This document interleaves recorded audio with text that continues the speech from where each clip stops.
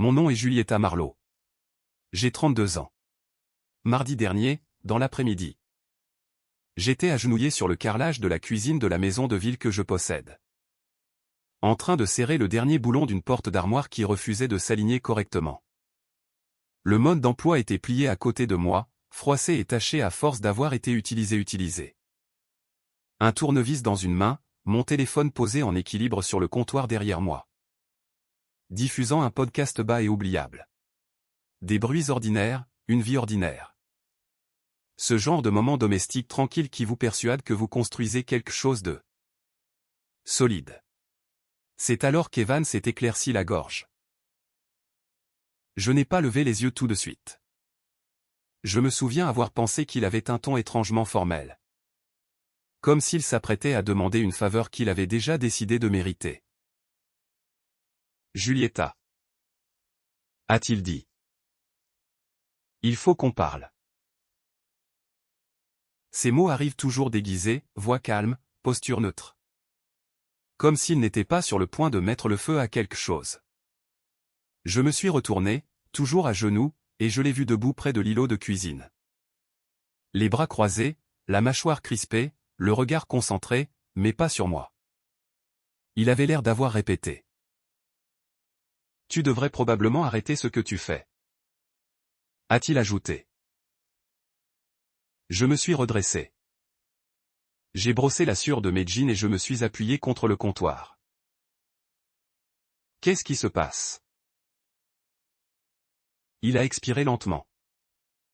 Comme s'il se préparait à une tâche difficile mais nécessaire. Julieta. A-t-il dit?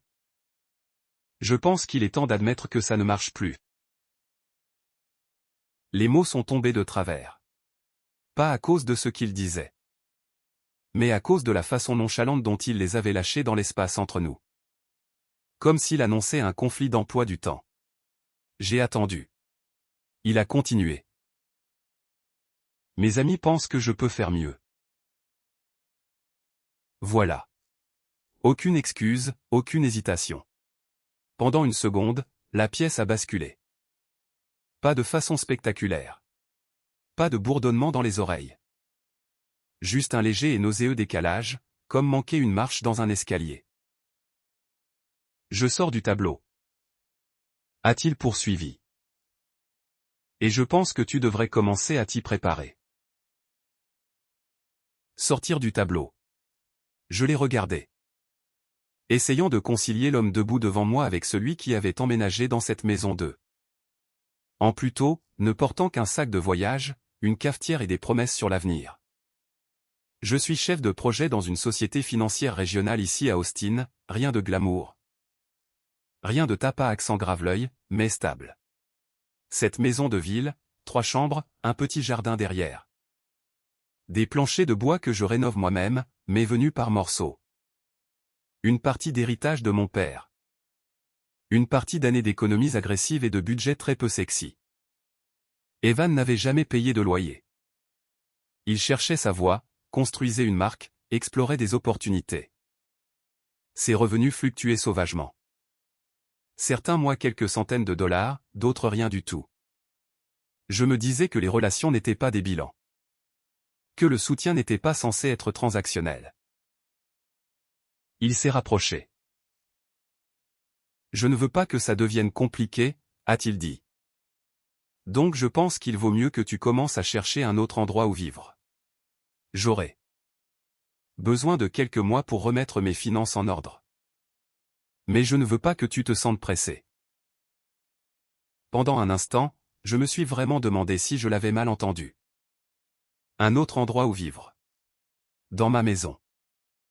La maison dont le relevé d'hypothèque arrivait chaque mois à mon nom. La maison dont je planifiais les réparations. La maison dont je payais la taxe foncière. Il a souri, pas chaleureusement, juste une petite courbe satisfaite de la bouche. Comme s'il venait de conclure une négociation propre. Tu as le temps. A-t-il ajouté. Je suis raisonnable. J'ai baissé les yeux vers le tournevis que je serrais encore dans la main. Le métal était froid contre ma paume. Je comprends. Ai-je dit. Les mots sont sortis fluides.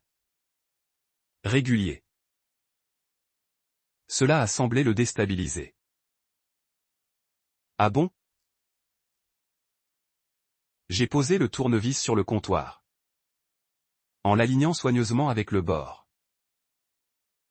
Oui. Il a cligné des yeux. Je pouvais voir les rouages tourner. Il s'attendait à des larmes ou à des négociations, quelque chose d'émotionnel qu'il pourrait gérer. Au lieu de cela, j'étais calme. Son sourire a changé. Il est devenu suffisant. Bien. A-t-il dit. Ça rend les choses plus faciles pour nous deux. Il s'est détourné, déjà terminé avec la conversation. Je suis resté seul dans la cuisine. Entouré de meubles à moitié assemblés et d'un avenir dont il avait apparemment décidé que je ne faisais plus partie. Ce qu'Evan ne savait pas, ce que je ne lui ai pas dit, c'est que rien de tout cela ne m'avait surprise. Je l'observais dériver depuis des mois. Je voyais comment son énergie changeait quand il parlait de la vie de ses amis. Comment il s'animait en décrivant des promotions, des fiançailles, des dîners chers. Comment il regardait nos routines comme si elles étaient temporaires, un arrangement provisoire. J'avais remarqué le moment où le « nous » avait disparu de son vocabulaire. Cette nuit-là, Evan est resté tard au téléphone, arpentant le salon, la voix animée. J'ai entendu des noms, des amis, des projets, des possibilités. Il parlait de la maison comme si elle était déjà la sienne. De la façon dont les choses s'ouvraient enfin pour lui. Je l'ai laissé parler. Je l'ai laissé planifier. Et pendant qu'il imaginait son avenir amélioré se déployer sous mon toit. J'étais assise au bord du lit et j'ai compris quelque chose clairement. Quand il a dit que j'étais sorti du tableau, il ne mettait pas seulement fin à une relation. Il faisait des hypothèses. Le lendemain matin, Evan se comportait comme si la conversation avait été une sorte d'accord d'adulte que nous avions tous les deux signé. Il a préparé le café comme d'habitude, pieds nus sur mes planchers de bois. Quand je suis entré dans la cuisine, il n'avait pas l'air coupable. Il avait l'air soulagé. « Bonjour. » a-t-il dit d'un ton léger. J'ai ouvert le réfrigérateur et j'ai attendu la vague d'émotion à laquelle je m'attendais. Elle n'est pas venue. À la place, il y avait une étrange clarté. Comme si mon cerveau avait pris du recul et commençait à faire l'inventaire. Je rencontre Tyler et Brandon ce soir, a-t-il dit nonchalamment. Ils veulent célébrer mon nouveau chapitre. Ils me disent depuis des mois que je me contente d'eux. Trop peu. Dans ma maison. Tyler sort avec une infirmière praticienne maintenant, a-t-il continué. Et Brandon, il est pratiquement fiancé. Mariage destination, Italie. Il a attendu comme si j'étais censé réagir. Et ça veut dire quoi? Ai-je demandé. Ça veut dire? A-t-il dit avec précaution. Que je veux plus et que je peux faire mieux. Encore une fois. J'ai hoché la tête une seule fois. Sa posture s'est détendue. Merci, a-t-il dit comme si je lui avais donné la permission. Tu gères ça vraiment bien. Je pensais que tu serais plus émotionnel. Je vais bien. Ai-je répondu. Il a souri. C'est à ce moment-là que j'ai compris quelque chose qui a glacé mon estomac. Evan croyait vraiment que j'allais m'affoler. Cette nuit-là, il est parti en vitesse. Quand il est rentré vers minuit, j'ai entendu des rires. La voix de Tyler. Celle de Brandon. Ouais. A dit Evan. Elle l'a pris étonnamment bien. Une pause. Parce qu'elle sait que tu as raison. Je suis resté immobile. Au cours des jours suivants, Evan a pleinement embrassé son nouveau chapitre. Il a mis à jour des profils de rencontres avec des photos prises dans mon salon, créatif, motivé. prêt à passer au niveau supérieur. Mon salon derrière lui. Il a organisé des soirées vin. Tyler a amené quelqu'un. Brandon a amené quelqu'un.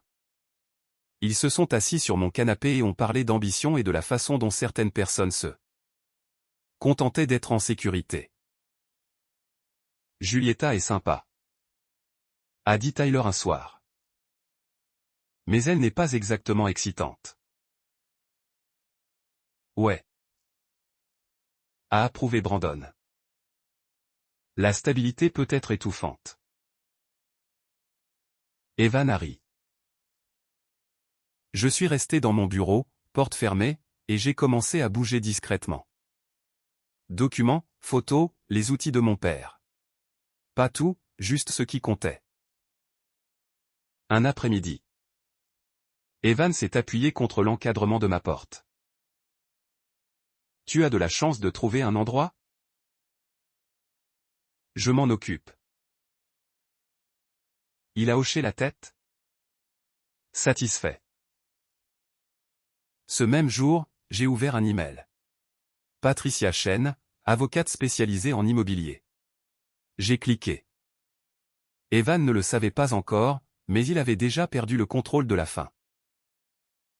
À la fin de cette semaine-là, Evan a cessé de prétendre que c'était temporaire. Le changement a d'abord été subtil. La façon dont il laissait ses chaussures près de la porte au lieu de les ranger. Comme s'il avait décidé que les règles ne s'appliquaient plus à lui. La façon dont il a commencé à prendre ses appels dans le salon au lieu de sortir, voix plus forte. Posture plus détendue, comme si la maison elle-même était devenue un public. Il ne demandait plus avant d'inviter des gens. Il l'annonçait. Tyler passe ce soir, a-t-il dit un après-midi, en sortant déjà une bouteille de vin du placard. Et Brandon, juste un moment. J'étais assise à la table de la salle à manger. Ordinateur ouvert. En plein milieu d'un email. J'ai une échéance. Ça ne sera pas bruyant, a-t-il dit automatiquement. Ce que j'avais appris être le code pour « je ne change rien ». Ils sont arrivés juste après 19 heures. Tyler d'abord, confiant, familier, comme s'il était chez lui. Puis Brandon. Portant un pack de 6 bières et un sourire qui suggérait qu'il avait déjà décidé du genre d'histoire que cette soirée deviendrait. Bel endroit, a dit Brandon en regardant autour de lui. Je n'arrive toujours pas à croire que tu la laisses le garder aussi propre. Evan a ri. Elle a toujours été organisée. Pas, je suis reconnaissant. Pas, c'est elle qui a construit ça. Juste, organisée, comme si j'étais une fonctionnalité utile. Je suis resté dans mon bureau, la porte entr'ouverte. Le bourdonnement de la conversation s'infiltrant. Il parlait d'argent, de femmes, de ce que signifiait passer au niveau supérieur. De la façon dont être lié à la mauvaise personne pouvait freiner toute une vie. Certaines personnes sont juste faites pour la sécurité, a dit Tyler. Et c'est bien, mais ce n'est pas ambitieux. Evan n'a pas contredit. Vers 21 heures, j'ai entendu une nouvelle voix, plus aiguë, plus légère, curieuse. Des pas ont traversé le salon. Une chaise a grincé, puis la voix d'Evan, plus brillante que je ne l'avais entendue depuis des mois. Oh. Julieta. A-t-il appelé vers le couloir? Viens rencontrer quelqu'un. Je suis resté un moment debout, les doigts posés sur mon clavier, le cœur régulier mais en alerte.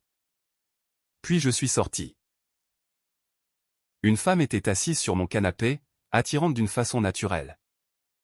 Cheveux sombres tirés en une queue de cheval basse, regard vif, posture confiante. Elle portait une veste ajustée comme si elle venait de quelque part d'important. Evan se tenait à côté d'elle, une main posée nonchalamment sur le dossier du canapé. Voici Claire. A-t-il dit. Elle travaille dans le marketing en centre-ville. Claire a souri. Enchantée. J'ai rendu le sourire. Bonjour. Evan a fait un vague geste dans ma direction. Julieta est en train de déménager. Les mots sont tombés entre nous, lourds et délibérés. Le sourire de Claire a vacillé juste assez pour qu'on le remarque. Oh, a-t-elle dit. Je ne savais pas.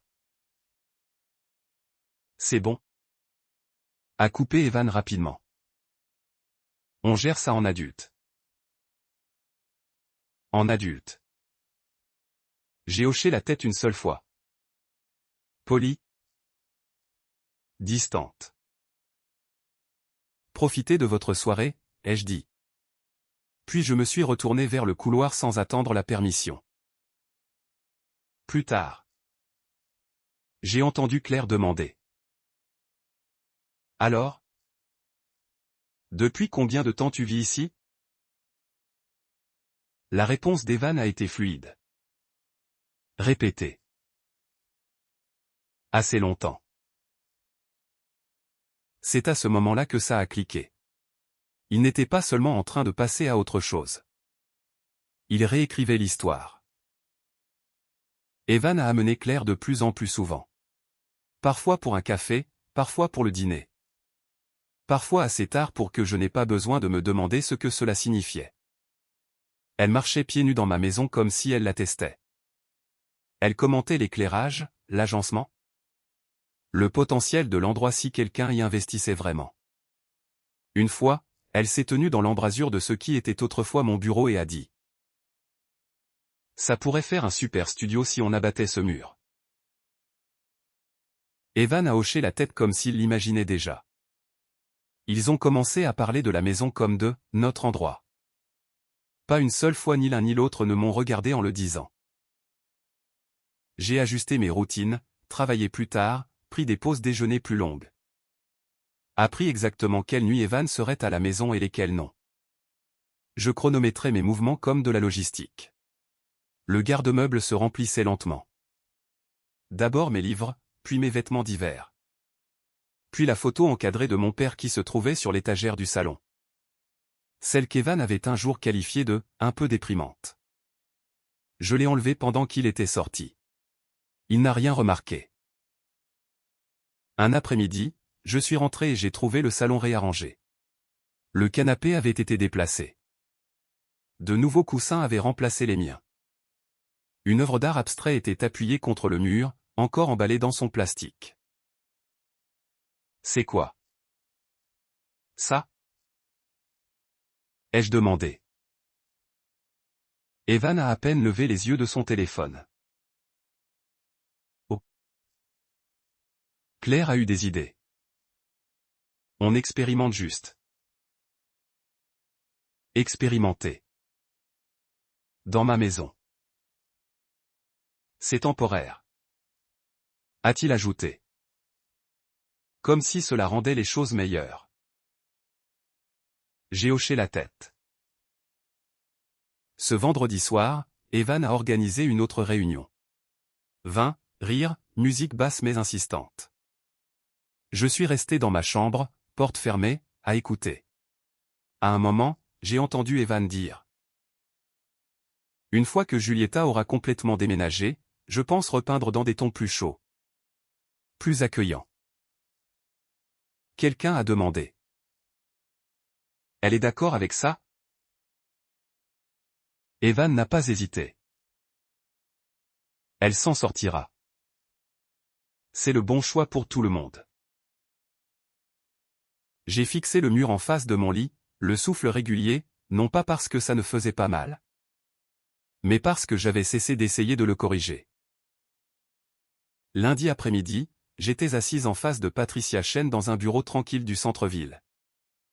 Un bloc-notes entre nous, la lumière du soleil filtrant à travers les stores. Elle a écouté sans m'interrompre. Puis elle a croisé les mains et a dit calmement. Légalement parlant, il n'a aucun droit ici. Quelque chose s'est desserré dans ma poitrine. Mais elle a ajouté. Le regard vif. Ce que vous choisirez de faire ensuite aura de l'importance. J'ai souri juste un peu. Je sais. Patricia a fait glisser le bloc-notes plus près. Séparons l'émotion des faits. Son bureau était silencieux d'une façon qui semblait intentionnelle. Pas d'encombrement, pas d'affiches motivantes, juste des certificats encadrés. Une petite plante près de la fenêtre.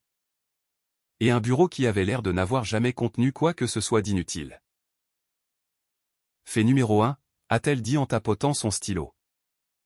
L'acte de propriété de la maison de ville est uniquement à votre nom. Oui. Fait numéro 2. Votre petit ami n'a jamais payé de loyer. Non. Fait numéro 3, il n'y a aucun bail, aucun historique de loyer. Rien qui soutienne une revendication de locataire. Non. Elle a levé les yeux vers moi. Le regard ferme. Légalement? C'est un invité de longue durée. Le mot a pesé plus lourd que je ne m'y attendais. Invité. Au Texas, a-t-elle continué, l'occupation n'est pas la même chose que la propriété. Et sans bail, sans paiement de loyer ni documentation. Il ne peut pas revendiquer de droit sur le bien. J'ai expiré lentement. Donc je peux lui demander de partir? Ai-je dit. Oui. Et s'il refuse, nous pouvons signifier un préavis formel, a-t-elle dit. Mais d'après ce que vous avez décrit, je doute qu'il veuille ce genre de confrontation. Patricia s'est interrompue. M'étudiant. Mais j'ai le sentiment que vous n'êtes pas ici seulement pour lui demander de partir. J'ai croisé son regard. Non. Son stylo s'est arrêté. Dites-moi ce que vous envisagez. Je me suis adossé, les mains croisées sur les genoux. Et j'ai dit les mots à voix haute pour la première fois. Je ne veux pas vendre la maison. Elle a hoché la tête une seule fois. Je ne veux pas le mettre à la porte au milieu d'une dispute hurlée. Je ne veux pas me battre pièce par pièce. J'ai choisi mes prochains mots avec soin. Je veux me retirer complètement de l'équation. Les sourcils de Patricia se sont légèrement levés. C'est-à-dire? Je veux que la maison soit occupée, ai-je dit. Par des gens qui ont réellement le droit d'y être. Le silence s'est étiré entre nous. Pas gênant. Réfléchi. Vous envisagez de la louer? A-t-elle dit. Oui. À quelqu'un d'autre? Oui. Le sourire de Patricia était petit. Respectueux. C'est élégant et parfaitement dans vos droits. Elle m'a guidé à travers le processus. Vérification des locataires, durée du bail, exigence de préavis. Papier qui existerait avant que quiconque ne mette un pied à l'intérieur. Vous n'avez pas besoin d'informer votre petit ami de vos intentions, a-t-elle dit. Jusqu'au moment approprié. J'ai pensé au sourire confiant d'Evan. Je ne le ferai pas. Ai-je dit. Ce soir-là, Evan était dans le salon quand je suis rentré, le téléphone collé à l'oreille. La voix animée. Ouais, elle est vraiment mature à ce sujet, disait-il. Pas de drame. Honnêtement, je pense qu'elle sait que c'est pour le mieux. Je suis passé devant lui sans l'interrompre. Il m'a fait un pouce levé en raccrochant, comme si nous étions coéquipiers. Comment s'est passée ta journée? A-t-il demandé. Productive. Ai-je répondu. Il a souri. Bien, parce que j'ai réfléchi. Une fois que tu auras déménagé. Je pourrais transformer la chambre d'amis en espace créatif. Claire a eu de super idées. J'ai hoché la tête. Ça a l'air d'un plan. Au cours de la semaine suivante, j'ai agi avec méthode. J'ai contacté une société de gestion immobilière recommandée par Patricia. Discrète, professionnelle, efficace. Ils ont mis la maison de ville en location discrètement. Pas de photos révélant des détails personnels, aucun lien avec moi. En 48 heures, ils avaient des demandes. Vendredi, j'ai rencontré Michael et Jenna, un couple d'une trentaine d'années, mariés, calme. Gentil. Lui travaillait comme infirmier aux urgences. Elle enseignait en CM1. Crédit solide, revenu stable. Ils ont parcouru la maison avec une sorte de respect qu'Evan n'avait jamais eu. Cette cuisine est parfaite, a dit Jenna doucement. J'ai toujours voulu une cuisine avec autant de lumière. Michael a hoché la tête. Et le jardin derrière. On pourrait vraiment faire pousser quelque chose. Je suis resté là à écouter et j'ai ressenti quelque chose d'inattendu. Du soulagement. Il ne voyait pas la maison comme un tremplin. Il la voyait comme un foyer. Nous avons signé un bail de 2 ans le lundi suivant. Patricia a tout revu personnellement. Les conditions étaient étanches.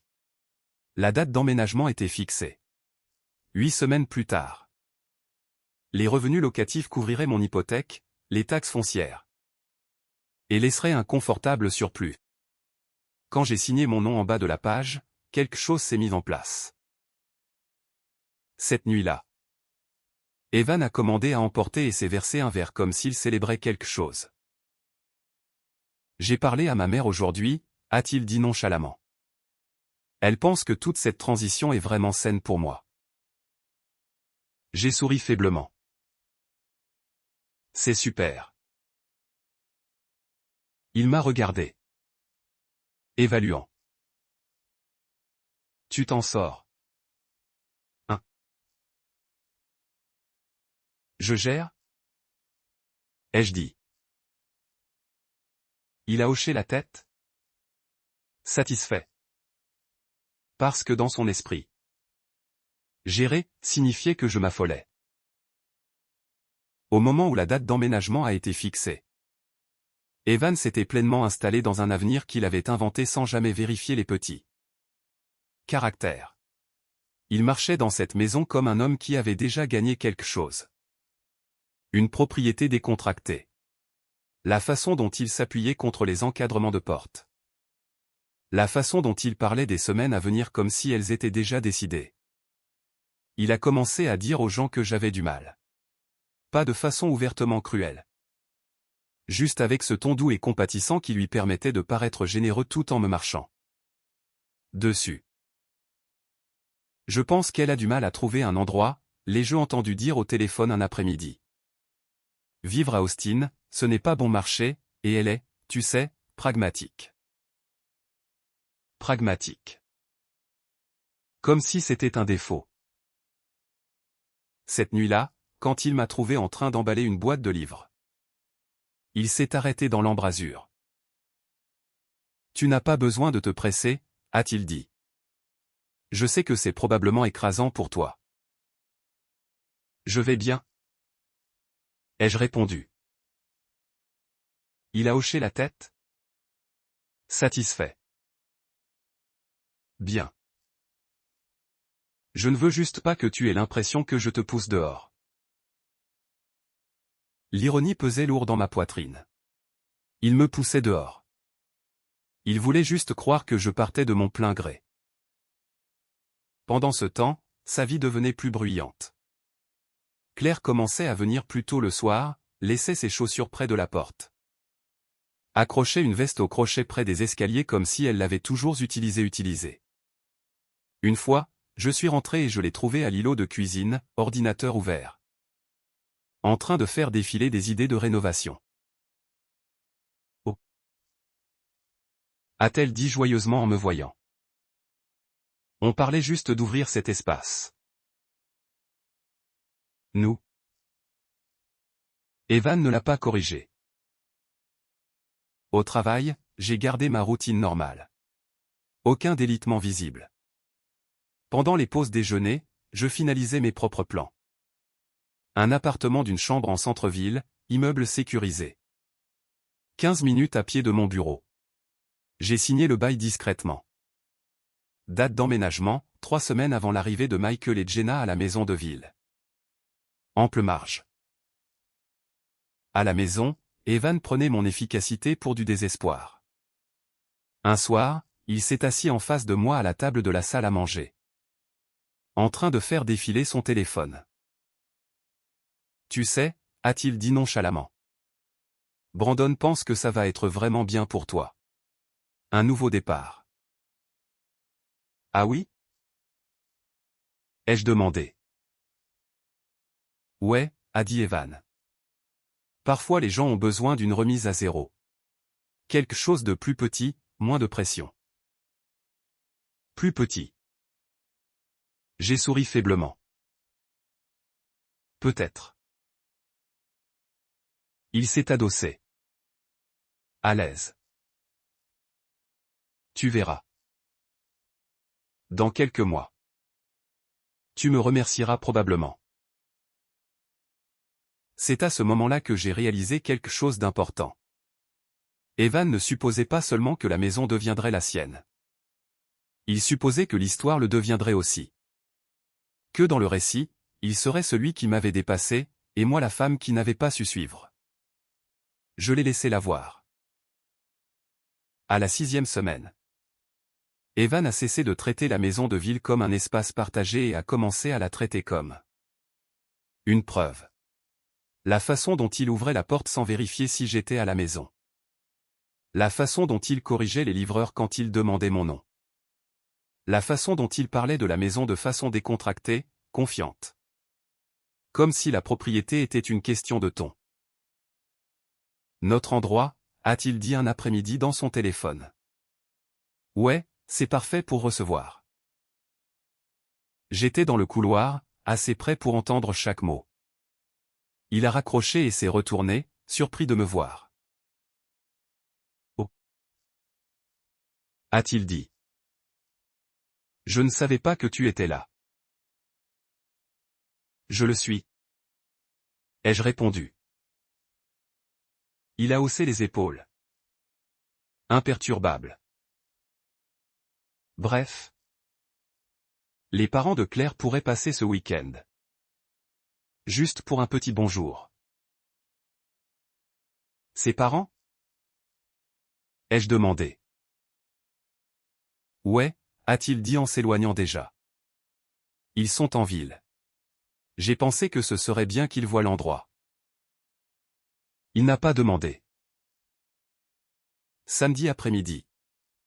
Je transportais une boîte de mes derniers ustensiles de cuisine vers ma voiture quand Madame Patterson, la voisine, a fait un signe de la main. Julieta? A-t-elle appelé? Je ne savais pas que tu déménageais déjà. Je me suis arrêté. Déjà? Ai-je répété. Elle a souri avec compassion. Evan l'a mentionné plus tôt cette semaine. Il a dit que tu commençais à 9 ailleurs. J'ai hoché lentement la tête. Il a dit ça? J'espère que tout va bien. Ma chère. A-t-elle ajouté. Oui. Ai-je dit? Et je le pensais. À l'intérieur, Evan était dans le salon avec Claire. En train d'arranger des coussins comme s'il préparait une visite. Evan a ri. Ouais. Elle est géniale. Elle a été vraiment solidaire dans tout ça. Solidaire. J'ai posé la boîte doucement. Je sors un moment. Pas de précipitation. A dit Evan automatiquement. Prends ton temps. Il l'a dit comme une faveur. Ce soir-là, j'ai entendu sa mère en haut-parleur. Sa voix faible dans le couloir. Ouais. Maman? A dit Evan. Elle déménage bientôt. C'est en fait plutôt fluide. Une pause. Non. Elle va bien. Elle comprend que c'est mieux pour nous deux. Une autre pause. Eh bien. Ce sera notre endroit maintenant. J'ai fermé les yeux. Plus tard dans la nuit. Il a frappé à ma porte. Et a-t-il dit en s'appuyant contre le cadre. Je voulais juste prendre des nouvelles. J'ai levé les yeux de la boîte que j'étais en train de sceller. À propos de ma mère, a-t-il dit. Elle pourrait passer le week-end prochain. Je lui ai dit que tu serais probablement parti d'ici. Là. Mais quoi? Ai-je demandé. Il a hésité juste une fraction. Juste pour être sûr qu'on est sur la même longueur d'onde. Nous. J'ai croisé son regard. On ne l'est pas. La confusion a traversé son visage. Puis il a souri. Celui qui était facile. Celui qui était condescendant. Tu vois ce que je veux dire? A-t-il dit. À propos du timing. Oui. Ai-je répondu. Parce que le timing était précis. 2 jours plus tard, des enveloppes de la société de gestion immobilière sont arrivées. Elles étaient adressées à Julieta Marlowe. Je les ai laissées sur le comptoir de la cuisine. Evan les a remarquées presque immédiatement. C'est quoi? Ça? A-t-il demandé. Essayant de paraître détaché. Des papiers. Ai-je dit. Ses yeux se sont allumés. Tu vends? Voilà. L'espoir. La confirmation. J'ai croisé son regard. Ne t'en fais pas. Tout est en train d'être géré. Il a souri. Satisfait. Et s'est éloigné. Cette nuit-là. Je l'ai entendu au téléphone avec Brandon. Je pense qu'elle a finalement accepté, a dit Evan. Elle vend probablement pour recommencer ailleurs, dans quelque chose de plus petit. Il a ri. Honnêtement? C'est vraiment mature de sa part. J'étais allongé dans mon lit, les yeux fixés au plafond, à écouter. 6 jours avant l'arrivée de Michael et Jenna. 6 jours avant que la version d'Evan de l'avenir ne se heurte à des papiers. Des clés et un camion de déménagement. J'ai brièvement pensé à le prévenir. Puis je me suis souvenu de ces mots. Tu es sorti du tableau. Alors je suis restée silencieuse. Le samedi matin est arrivé sans drame. Juste le soleil à travers la fenêtre de la cuisine et le bourdonnement tranquille d'un quartier qui s'éveillait. À 8h45. J'ai descendu la dernière boîte de mes vêtements et je l'ai déposée doucement dans le coffre de ma voiture. Tout ce dont j'avais besoin tenait proprement. À l'intérieur, Evan préparait le petit déjeuner. Claire avait passé la nuit. Elle se tenait au comptoir dans un peignoir de soie que je n'avais jamais vu. Une main autour d'une tasse. Pieds nus sur le même carrelage que j'avais nettoyé d'innombrables fois. À l'aise. Il riait de projets. Un brunch, peut-être faire du shopping de meubles. Evan ne m'a pas remarqué jusqu'à ce que je ferme le coffre. Oh. A-t-il dit en regardant sa montre. Grande journée. J'ai hoché la tête. Ouais. Il a souri comme un superviseur bienveillant. Tu t'en sors super. Julieta. Sérieusement? Ça ne doit pas être facile. Claire m'a regardé. Une lueur de curiosité dans les yeux. Je suis contente pour toi. A-t-elle dit. Les nouveaux départs. Moi aussi. Ai-je répondu. À 9 heures précises, le bruit d'un moteur diesel a tranché l'air. Un camion de déménagement a tourné dans la rue. Pas petit, pas discret. Il s'est arrêté devant la maison avec une efficacité professionnelle, les feux de détresse allumés. Evan a froncé les sourcils. Ce n'est pas ton déménageur. Si.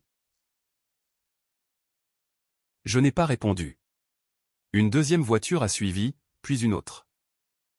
Michael et Jenna sont sortis en premier, souriants, détendus. Tenant des gobelets de café comme s'il s'agissait du chaos le plus heureux qui soit. Derrière eux est arrivée Patricia Chen, costume impeccable, mallette à la main. Calme comme toujours. Et enfin, un représentant de la société de gestion immobilière, un presse-papier sous le bras. Evan s'est figé. Qu'est-ce que c'est que ce bordel? A-t-il demandé en s'avançant. Claire est passée devant lui et a ouvert la porte d'entrée. Excusez-moi. A-t-elle dit sèchement. Pourquoi êtes-vous sur cette propriété? Jenna a cligné des yeux. Oh. Bonjour. Nous sommes Michael et Jenna. Nous avons signé un bail de 2 ans avec la propriétaire. Nous emménageons aujourd'hui. Le silence qui a suivi a été total. Evan a ri une fois. Un son court. Incrédule. Un bail? A-t-il dit. Ce n'est pas possible. C'est ma maison. Patricia s'est avancée avec fluidité. Monsieur, a-t-elle dit d'une voix égale. Je suis Patricia Chen, conseil juridique de la propriétaire. Elle a ouvert sa mallette et a sorti un dossier. Selon les registres du comté, la seule propriétaire de ce bien est Julieta Marlowe. Elle a jeté un regard à Evan. Vous n'avez aucun droit de propriété. Aucun bail. Et aucun droit légal d'occuper les lieux. Le visage d'Evan s'est vidé de sa couleur. Non, non. A-t-il dit en secouant la tête. Elle déménage. Elle m'a dit qu'elle s'en occupait. C'est le cas. Ai-je dit calmement. Il s'est tourné vers moi. Les yeux écarquillés. Julieta. C'est quoi ça? J'ai sorti mon téléphone de ma poche. Il a appelé immédiatement, bien qu'il se tînt à moins de 6 mètres. J'ai décroché. Julieta, a-t-il dit d'une voix tremblante. Tu ne peux pas faire ça. Tu ne peux pas juste me mettre à la porte. C'est ma maison. Je l'ai regardé. Vraiment regardé. En fait, ai-je dit en gardant la voix calme. Tu m'as dit que j'étais sorti du tableau. Alors j'en suis sorti. Sa bouche s'est ouverte. Refermée. La maison est partie avec moi. C'était comme regarder quelqu'un tomber à travers un plancher sur lequel il se tenait avec confiance. Mais je vis ici? A-t-il dit faiblement. Tu es resté ici. Ai-je corrigé? En tant qu'invité. Patricia a fait un geste vers le camion. Monsieur. Nous aurons besoin que vous quittiez les lieux aujourd'hui. Claire était complètement figée. Qu'est-ce que tu veux dire? Tu ne possèdes pas la maison? A-t-elle chuchoté à Evan. Il ne lui a pas répondu. À la place, il a essayé d'appeler Tyler, puis Brandon. Personne n'a décroché. À midi, la réalité avait fini de se déballer. Evan traînait des cartons jusqu'à l'allée en silence, les mains tremblantes. Claire se disputait avec lui par rafales sèches et feutrées. Des questions auxquelles il n'avait pas de réponse. Pourquoi tu ne m'as pas dit? Tu m'as laissé croire. À 14 heures, tout ce qu'Evan possédait tenait dans le coffre de sa voiture. Il se tenait à côté, les yeux rouges, la mâchoire crispée, la colère remplaçant enfin le choc. C'était cruel, m'a-t-il dit. Tu aurais pu me prévenir. J'ai croisé son regard. Tu m'as dit que je n'étais pas assez bien pour la vie que tu voulais. Il a avalé sa salive. J'ai juste fait en sorte que tu aies la chance de la construire ailleurs. Michael et Jenna regardaient silencieusement depuis le porche, se tenant par la main. Pendant qu'Evan s'éloignait, j'ai tendu les clés à Patricia. Elle a hoché la tête une seule fois. C'est fait. Je suis monté dans ma voiture et j'ai conduit jusqu'à mon nouvel appartement. Plus petit, plus calme, à moi. Et pour la première fois depuis des semaines, j'ai expiré. Au moment où je suis arrivé à mon appartement, mon téléphone vibrait comme s'il avait quelque chose à prouver. Appel manqué, messages empilés les uns sur les autres. Le nom d'Evan clignotant jusqu'à ce que je le pose enfin face contre le siège passager. Je n'ai pas répondu. J'ai monté ma dernière boîte. J'ai déverrouillé la porte et je suis entré dans un espace intentionnellement vide. Murs blancs, lignes épurées, une seule fenêtre donnant sur la ville. J'ai posé la boîte et je me suis assise par terre. Et seulement alors, seulement quand la porte a été verrouillée derrière moi. Le poids de tout cela s'est installé. Pas de culpabilité, pas de regret. De la finalité. J'ai appris les détails plus tard, par fragments. Evan avait d'abord essayé de rester calme, d'essayer de négocier. De convaincre le gestionnaire immobilier qu'il y avait eu une sorte d'erreur. Il doit y avoir un malentendu, avait-il dit. On construisait une vie là-bas. Mais les papiers ne répondent pas au ton. Claire a cessé de lui parler entièrement. À un moment, elle l'a tiré à part, voix sèche et basse. Tu m'as dit que cette maison était à toi, a-t-elle dit. Tu m'as laissé planifier ma vie autour de ça. Evan a essayé d'expliquer que c'était compliqué, que ça n'avait pas semblé important. Qu'il avait supposé. Supposé. Claire est partie en vitesse. Elle n'a pas regardé en arrière en s'éloignant. Tyler a répondu des heures plus tard. C'est dur. Mec. Je ne savais pas que ce n'était pas à toi. Brandon n'a pas répondu du tout. Sa mère a appelé une fois, juste assez longtemps pour demander ce qui s'était passé. Juste assez longtemps pour se taire quand la vérité ne correspondait pas à ce qu'on lui avait dit. Elle n'est pas venue. Pendant ce temps, Michael et Jenna entraient des cartons. Ils travaillaient méthodiquement, posaient des questions sur le thermostat, le jardin. L'endroit où mettre les bacs de recyclage. Des questions normales. Ce soir-là, Jenna m'a écrit. On a tout installé. Merci encore de nous avoir confié votre maison. On l'adore ici. J'ai regardé le message un long moment. Puis j'ai répondu. Prenez-en bien soin. Je le pensais. Cette nuit-là, mon appartement était silencieux d'une façon qui n'était pas solitaire. J'ai mangé à emporter par terre, les lumières de la ville clignotant dehors. Pour la première fois depuis des semaines. Mes pensées ne tournaient plus en rond autour des mêmes questions. Avais-je été trop dur? Aurais-je dû le prévenir? La réponse est venue clairement. Evan n'avait pas besoin d'avertissement. Il avait besoin d'humilité. Le lendemain matin, je me suis réveillé sans appréhension. Pas de pas dans le couloir, pas de tension sous chaque interaction. Juste de l'espace. Quelques semaines plus tard, j'ai croisé Evan par hasard dans un café du centre-ville. Il était derrière le comptoir. Pendant un instant, je ne l'ai pas reconnu. Il paraissait plus petit, plus maigre, fatigué d'une façon que le sommeil ne répare pas.